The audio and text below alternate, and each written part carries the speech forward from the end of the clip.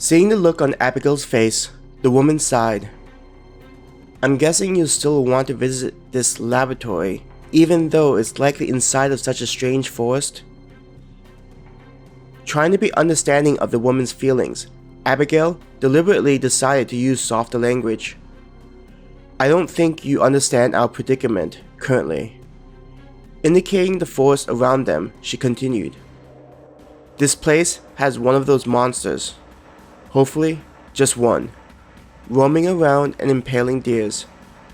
Not even the community we came from could fight off one of those things. The woman flinched from Abigail's words, her eyes darting to either side. Even though this new forest may be dangerous, it's not as dangerous as where we are now.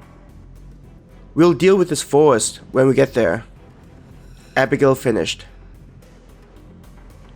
Not wanting to waste time arguing with the woman, Abigail looked back at her friends and motioned that they would be continuing.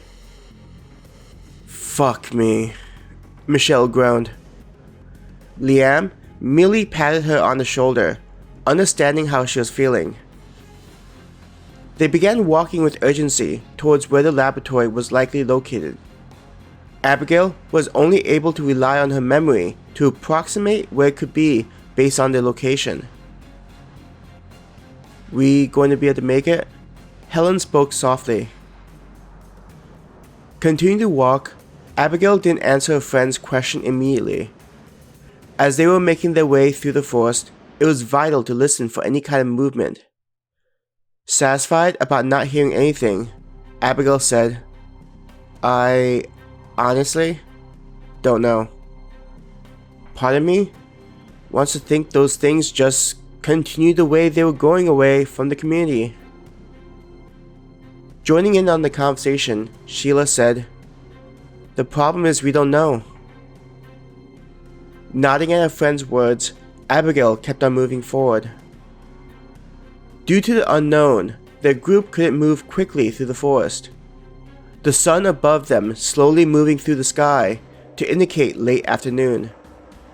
All of them should be making their way back to the community. Still, the threat of the creatures prevented the usual plan from occurring. Turning ahead, Abigail checked the forest and the group. She was surprised to notice the woman walking with them. Judging by her fear of the forest, it was assumed she would head off by herself. Being in the group would hurt, not help, when trying to escape from those things, Abigail thought to herself. Thinking of those monsters as being like a natural disaster was accurate. However, she did remember people talking about killing those things early on. There were rumors from wanderers passing through the community about former universities and larger companies being able to fight the creatures. The issue was trying to believe the stories being shared about Wabble players fighting off those things. If only I paid more attention to sports, she chuckled to herself. What's so funny? Helen asked, sounding surprised about Abigail's reaction to their predicament. Abigail shook her head. I wasn't laughing about our situation. Taking a moment, she said, Do you remember those wanderers passing through and talking about Wabble players fighting off the monsters? Hearing Abigail bring up such things, Helen nodded. Though I didn't watch much of it, I doubt those players would be able to beat the monsters. What do you mean? I thought they went up against monsters in the game, Sheila asked in surprise, confused about her friend's reaction. Helen looked at her friend. Are you being serious right now? Those aren't actual monsters, obviously. It's just something the marketing team rolled up to get people hooked. So, it's not real? Sheila asked, surprised. It's just them playing in some kind of virtual environment. I remember my friends telling about the government and Star Moon creating digital type equipment where you could pretend to be in the space of something. Helen tried to explain to Sheila, sounding exasperated about having to waste time. Interrupting Helen's lecture, Abigail said, "What if those wanderers were right, and wobble players can fight off those things? Then our country is fucked, isn't it? We only had a few companies and universities join the league. On top of not having many teams, the ones we do have suck, and aren't anywhere close to where we are." Abigail didn't bother responding, the reality hitting her. Even if the stories were true, Helen was right. Their country was one of the many not fully participating in the league created by Star and Moon. The news talked about how the league was only created to push product sold by Star and Moon, so why would the country support a foreign business stealing sales from the home businesses? It didn't help that many of the news outlets were subsidized by Pentasoft, a local corporation competing directly against Star and Moon in a variety of industries. After this small argument, no one wanted to talk anymore about hypothetical scenarios. Such things couldn't help their current plight. Reaching an open field, everyone slowed down. "What do you think?" Timothy asked everyone, but mainly to Abigail. "Up ahead is where the strange forest starts," the woman said, as if to suggest again about their plan being a poor one. "I don't think we have a choice," Roger said. "I get the feeling those things are around us still."